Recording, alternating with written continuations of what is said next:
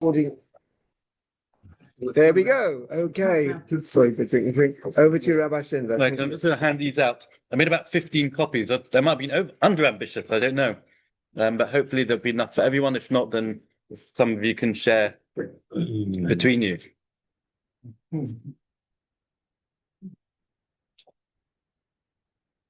I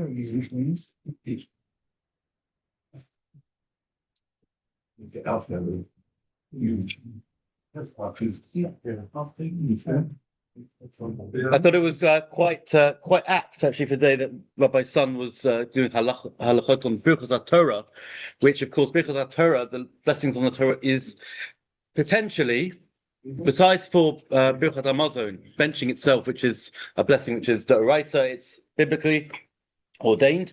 So Birchos Torah is the other one, which is, according to many opinions, is midoraisa. I wanted to speak generally about the concept of brachot and also have a few halachic applications as well, particularly with regards to what I've described here as blessings of wonder. Often, we'll discuss it, but known as birchot hariyah, blessings on things that you see.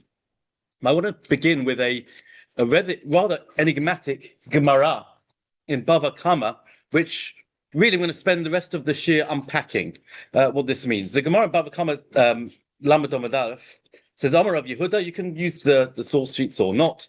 Number one, Amar Rav Yehuda said, Haiman de boy li mihavi chasida. Someone wants to be a pious person.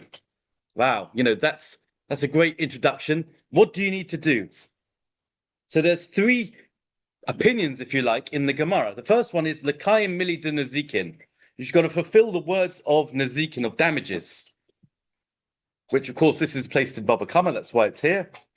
You want to learn all the halachas of damages and when you're obligated to pay damages, when you're not obligated to pay damages. That's going to make you a pious person. Rabbi said, no, mili de avos. If you want to become a pious person, and maybe this is perhaps more obvious to people, learn ethics of the fathers. That would be a great place to start. Do that in detail. You'll be great. And the final opinion is for Amrila. Some say mili de brachos. The words of brachos, what it means, the tractate of brachos, it means the laws of brachot, of blessings, unclear. But I think what we need to try and unpack is, what is the significance, first of all, behind these three areas? And in particular, I want to focus on that last area. So the Rav Shlomo Teitels, who wrote a commentary on the Gemara, the Maharsha, from the 17th century, tries to explain what are these three opinions. Why is it that these three areas of Torah are areas which are going to bring us and make us become great people, pious people? And he says, because there's three areas of Avodat Hashem, of the way that we can serve God. There's been Adam Lamakom, there's all the mitzvahs that we do between us and God to create that connection between us and God. There's been Adam L'Chavera, there's all the mitzvahs that are between man and fellow man to be able to live a happy, healthy, cohesive society. And then there's Ben Adam La'atzmo, mitzvahs that are between us and ourselves. Self-improvement, how we're going to become a better person internally. So he says these three areas reflect these three areas of Avodat Hashem. Firstly, Ben Adam L'Chavero. If you want to become an expert at how to behave with each other, you know what you should do? You should learn Hilchos Nazikin, Bava Kama, Bava Metzia, Bava Batra in detail. Because what that does is it shows you where your boundary ends and then your fellow man's boundary starts. And that way, when you have a respect for other people's ownership and who they are and what they are, you will no longer impinge on them, and that will improve generally your behavior bein adam l'chaver, between man and fellow man. Bein adam la'atzmo, if you want to be able to improve yourself, self-improvement, what better book is there than Mili de Avos? Look at Pirkei Avos, and that's a great way to internalize what kind of person we should be.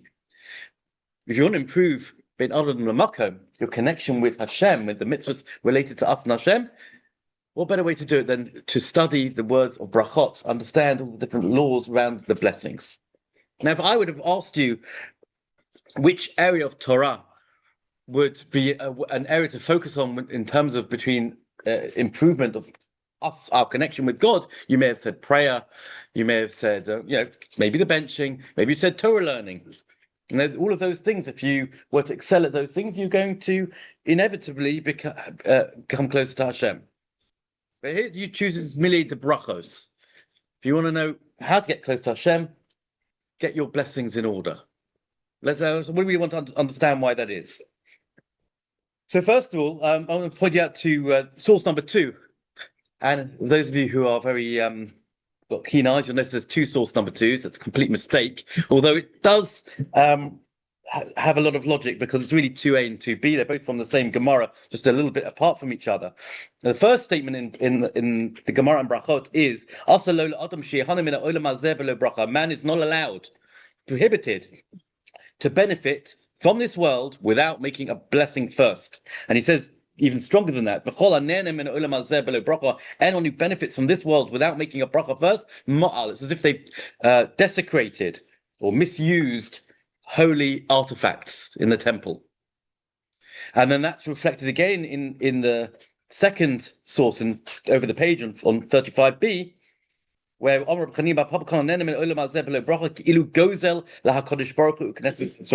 anyone who benefits from this world without making a blessing first, it's as if you've stolen from God and from the community of Israel. Let me ask you the question: how can you steal from God?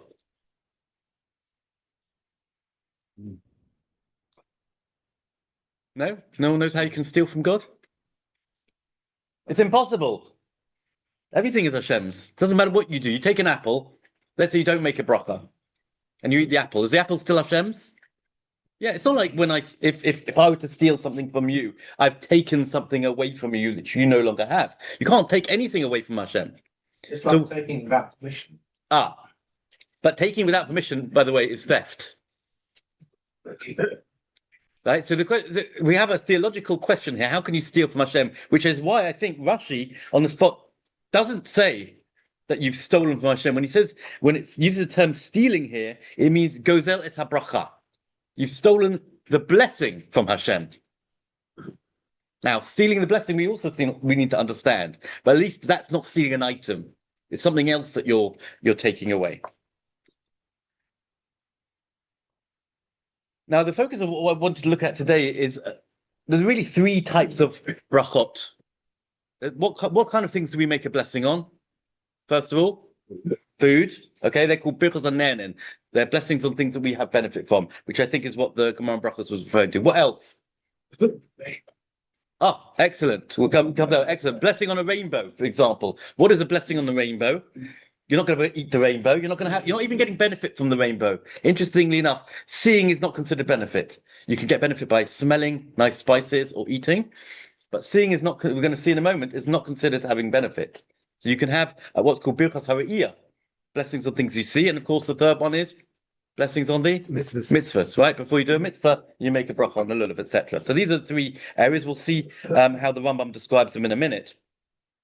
But the example that the gentleman gave over here, for example, with the rainbow and other birchas hara'iyah, are unique. Unique in halacha in the sense that, for this in number 4, the Bet Yosef brings a dispute in the Rishonim with regards to blessings. Most blessings, what's the formulation? Baruch atah Hashem Elokeinu melech haolam, and then you make the blessing. Blessed are you, Hashem, King of the world. So it's got 2 things. It's got the fact that you mention Hashem's name, and B, that you say that he's King of the world. So there's an interesting dispute whether when it comes to birchas hara'iyah, things that you see, of which rainbow is one example, whether you need to say Hashem's name and whether you need to say Melech HaOlam. The Raavad that is brought over here says you don't need to. But the other Rishonim, brought in the Torah, he also quotes it's the Rambam, the Mordechai, the Rashba, the Tosfos, pretty much everybody else, except for the Raavad, says no, it's no different from any other bracha. You need to say Shem and Malchus, as it's called. You need to say the name of Hashem, and you need to mention the fact that he is King of the world. But it's interesting. Why does the Raavad say that here you don't need to? And he says, because he describes it says to be Bebrichas hariyah, kivin she'enam elol shevach v'hodah ba'alma. Since the purpose behind brachas of things that you see is only praise and thanks, and therefore that's the reason why maybe you don't need Shema Malchus. We know who you're thanking. So you don't need to say Hashem's name. You don't need to say King of the world. As opposed to, as we saw before, when you're about to eat something, there it's an element of permission. As you mentioned before, you're almost asking for permission to be able to eat this fruit. Since Birchas it's just like a praise. It's like a tefillah. Therefore, Rabbi suggests you don't need to say Shem Malchus. By the way, that's not how we rule in halacha. We don't paskin like this Rabbi because he's one against many, and we do require Shem Malchus in principle, at least with Birchas Re'iyah. The Rambam in number 5 in the Mishnah Torah, in the Laws of Blessing, says the same thing.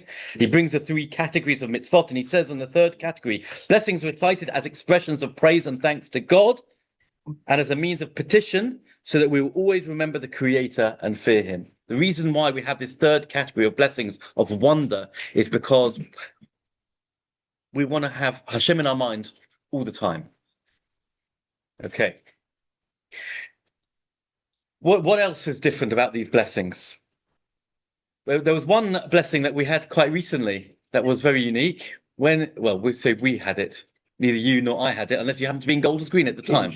Right, when King Charles graced the streets of Golders Green Road, and everybody came out. Why were they excited? Not to see the king. They were excited to say the bracha. Right? They weren't excited to see the king. They were excited about that's clearly not true what I'm just saying, because the whole reason for the bracha is because you're excited. There's a wow factor. You see Malchus, you see kingship in its glorious form. That deserves a blessing. That he apportions some of his honor to flesh and blood, right? That's exactly what the blessing's all about. Now, what would happen if you're very, very fortunate? You work in the royal household and you see King Charles every day. Would you make the blessing? Well, you make it on the very first time you saw him, and then you wouldn't afterwards. Why? Because the general principle is that when it comes to Birchas HaRe'iyah, things that you see, and we're going to see exceptions to this case, but things that you see, if you've seen it within the last 30 days, you don't make the blessing. Why? The logic is obvious. Why? Why wouldn't you make the bracha again? It's not special. It's not special anymore. There's no wow factor. The wow factor, that moment when you see the king for the first, you've never seen him before, or you haven't seen him for the last 30 days, there's a wow factor, and you say, I'm recognizing Hashem in that. But we say familiarity breeds contempt, but it certainly breeds familiarity, which means to say that we don't have the same excitement the second time round. Certainly within 30 days. Can you think of any other examples where we say only within only if you've done it within the last 30 days?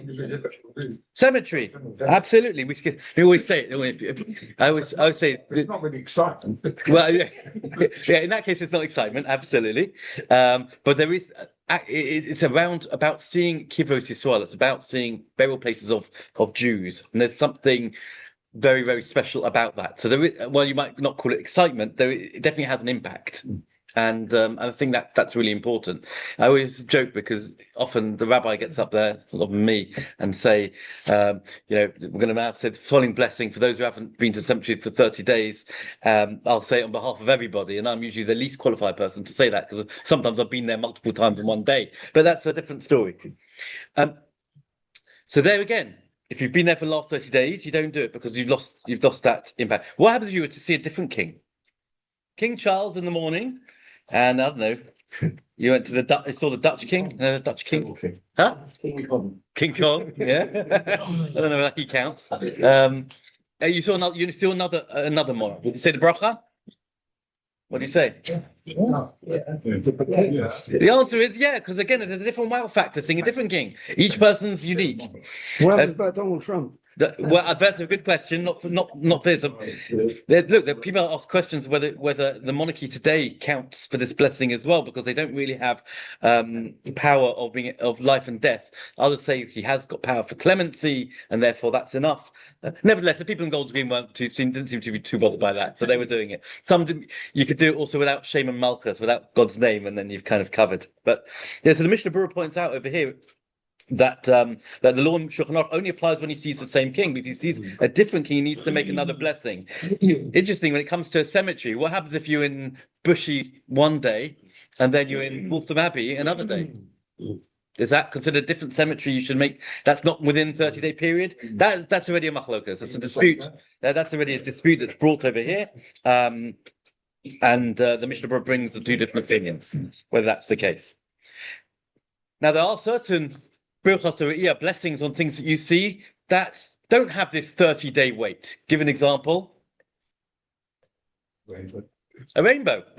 If you saw a rainbow in the morning, I think, I don't know, the weather's like today, it's very, very changed. There's a bit of rain in the morning, then it's going to be a bit of sun, and then you're going to see rain again.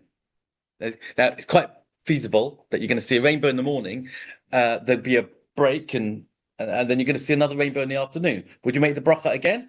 Yes. It's a different rainbow. Completely different. It's like almost seeing like a different king. And the same is true, by the way, when it comes to thunder and lightning. Thunder and lightning, we know there's blessings on thunder, also massive gracious on seeing lightning and hearing thunder. So again, if you're in one long thunderstorm, you only make one bracha for each of those. But if you have what could be quite common here, you have a thunderstorm in the morning, then it says the clouds completely disperse, the sun comes out, and everyone's sunbathing out on their lawn for a few hours, and then they gather up everything and run back inside because there's another thunderstorm approaching. You make a bracha all over again. Again, because it's different thunder, it's different lightning. In those examples, it's almost like seeing a different king, and that's why you don't have the 30-day gap period. Either way, what we're seeing over here is that Birchas Ru'iyah is all about the wow factor. In order for you to be able to say this blessing, it has to impact you in a meaningful way. So that reminds you of Hashem. If it's not reminding you of Hashem because you're so familiar with it, then it doesn't do the trick. There's also another source I wanted to put at number 9, Aruch HaShulchan. So it's quite fascinating because he's quite a bit more modern. He died in 1908. And he's in the Hebrew, he's reflecting on the blessing that you make on mountains and on seas and on rivers and things and deserts and things like that. And he says, if you're going to make a blessing on these things, he says, "Adava pashut to be in harim ukvos mushunim begrovom." They've got to be big mountains, right? They've got to be unusually large mountains that you're not used to seeing. Kamo, he gives example, Hare Alp. I mean, if you read this, it could look like Elef. They're 1,000 mountains, but it's Alp. The Alps. Vahare Pirana. Pyrenees. Bahar Kazbak. No, I haven't come across that one. So Mount Kazbak is in the Caucasian Mountains in Georgia. So is there, and Hare Ararat, which is in Turkey. Right. So he said those are a few examples of mountains, presumably mountains that he's been and seen himself, that he felt were particularly large, and therefore they had that impact. But if you just go up to the Peak District, probably doesn't quite do it for you. Okay.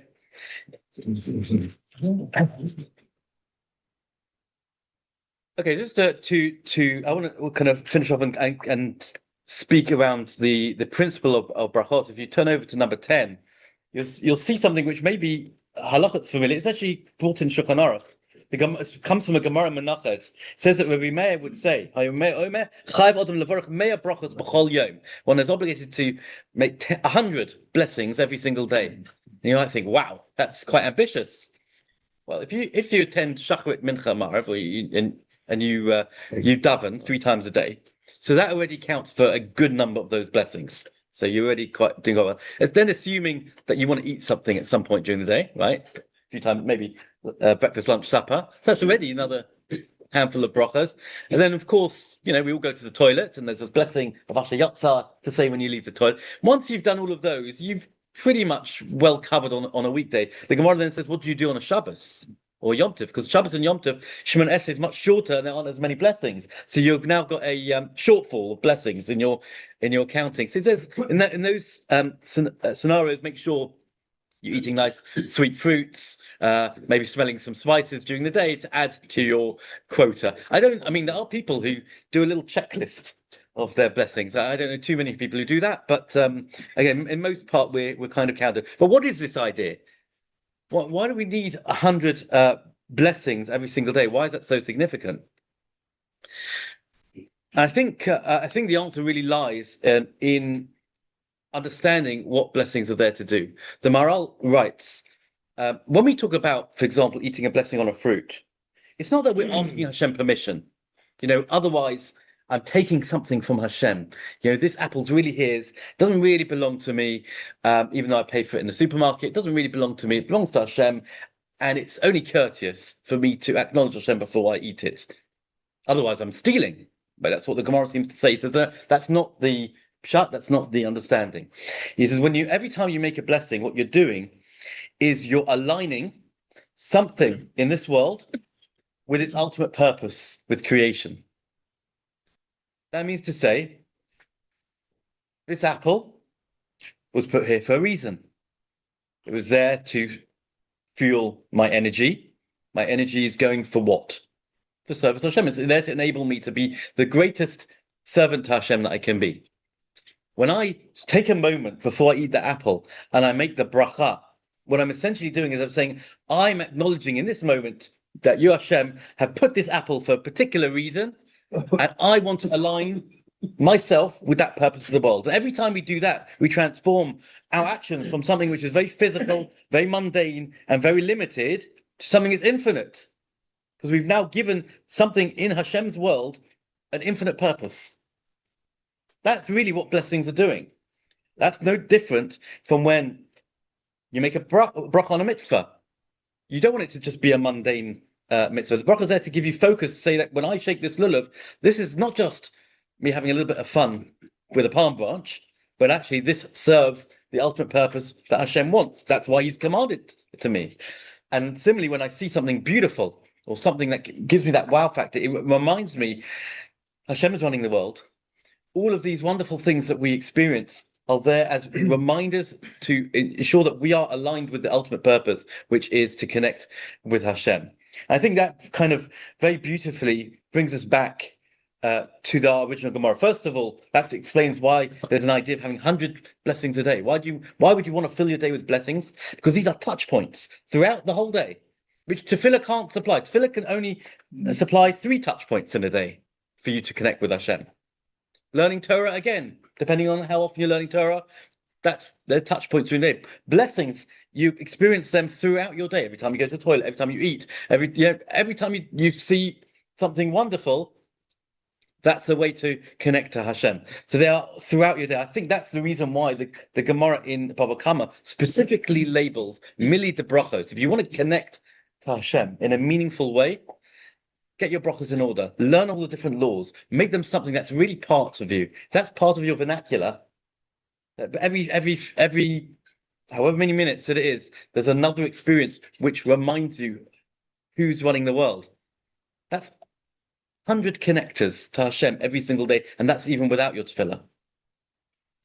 What a way! Isn't that a way to be able to grow as a person, and certainly grow in our love for Hashem and our connection to Hashem, is being able to home in and focus on the bracha. I really give everyone a bracha here, because brachas are good.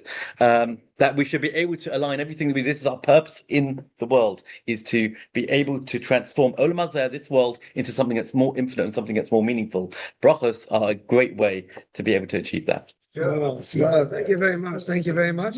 I'll say goodbye to those on Zoom, and I'll finish the